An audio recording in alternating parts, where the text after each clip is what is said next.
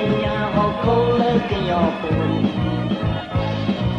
Sebuah gelita besar cari luyi. Oku tinggal tiawo tidak lesewe. Kesodor di tiga gedung medle di gedung niwe. Di sisi tekomra di uni desi. Jatuh akibatnya hoko tingali. Kenyo jadi kalelu patok laleko murah.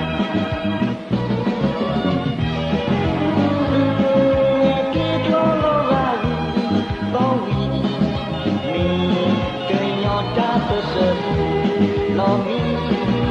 Ibu eklo tiki topi wedni dah bersahamat ni. Yo pitri tiwa lora tu meklo pipi kepu cetok tolondu minggu he kesu komura di gokeni welera.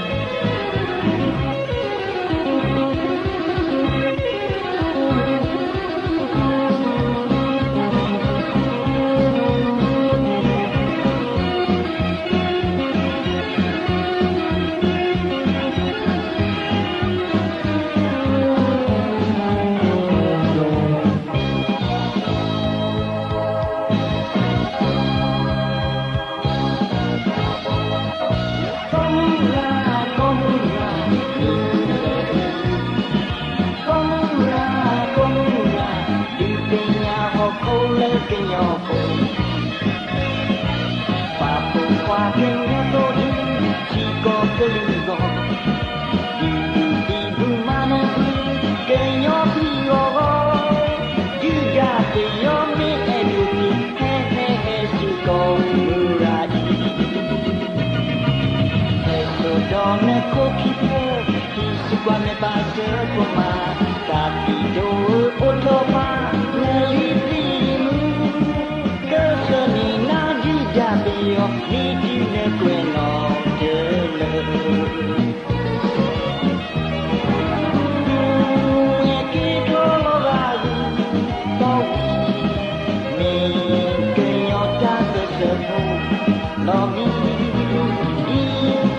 wetlo tiki topi wedni da bersahamat debi. Yo pitri kiyo lora tu meklo pipi kepu ceto donolu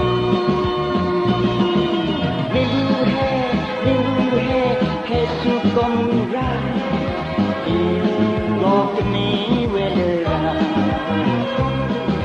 minggu leri komura di peña hoko le kiyo komura